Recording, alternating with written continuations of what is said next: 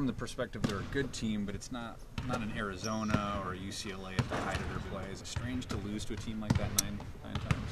Oh, I don't know. I don't know what went on the times before we were here. The last 5 games. First year they were just flat better than us.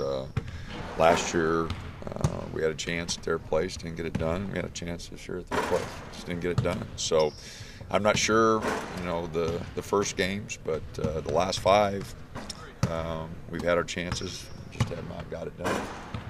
You guys kind of fell apart in the last 4 minutes the last time against them. What have you done between that matchup and this one to make sure it doesn't happen again? We just didn't get any stops, didn't get any rebounds. And we had a bad turnover, but just didn't finish the game. We had another game like that against Colorado, so we've tried to improve. We've tried to make some adjustments. Starts with getting some stops and rebounds, and hopefully we'll do a better job. The biggest challenges with guards that they have, Cobbs and Crab, defensively trying to. They're good. Allen is projected to be a first-round draft choice, and Cobb gave us trouble last year. He's given us trouble this year. They're 2 of the best guards in the league, if not the 2 best. So they're going to be a handful. You surprised at all by the hot run Cal's been on lately, and how much more dangerous does that make them considering how hot they've been as of late? It doesn't surprise me. College basketball is a guards games, and when you get 2 of the better ones in the league, they're playing well. Tyrone Wallace has come on; he's playing better. Inside guys have been solid for him, so I'm not surprised. I think they were picked, 3rd or 4th, whatever they were, to start the league. Everybody knew they had good guards, and so we know they're going to be a handful Thursday night. What was the process from the Pac-12 regarding Tony? Did you hear from them that said he was clear? Did you just not hear from them at all? No, we heard from him. They just said he was ready to go. Did you guys ever have discussions about disciplining him further for your team? No. What was his response after he Oh, he was disappointed in himself, and he felt like he let the team down. So he handled it well. What did you say to him after that? Just told him that not acceptable. There was some stuff that went on before that, but retaliating in that manner is not acceptable. Is Dominic doing any basketball type stuff? Sure. Like shooting drills or rolling? He's just slowly working into it, and he's coming along slowly. And as soon as the doctors give him the release, we'll let him go. Is it frustrating to have dealing with an injury where it's indefinite? A lot of injuries, you kind of have an idea of a time. It is what it is. We just play the games and go with who we got.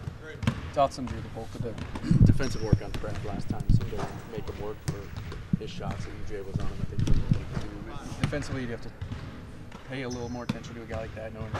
Oh, sure you do. I think he's leading the league in scoring. If not, he's right up there. So, anytime you have a guy that's that capable and can just change a game, and he's done that on us a couple times. Just changed the game with his 3-point shooting. So, he does present a lot of problems, and his mid-range game has really improved. So he puts it down a lot better, and he's really doing a good job for him. And Damian, for a freshman, have you seen the progress defensively? Oh, he's done a good job. He's worked at it. He's a competitive young man. I see him getting better and better all the time, and with more size and strength, he's even going to be a better defender. So he's a competitive young man, and he'll work his tail off. No doubt about that. We've talked offensively in the last couple of weeks, but it seems like he's getting his confidence is back offensively. Oh, I don't think he ever lost it.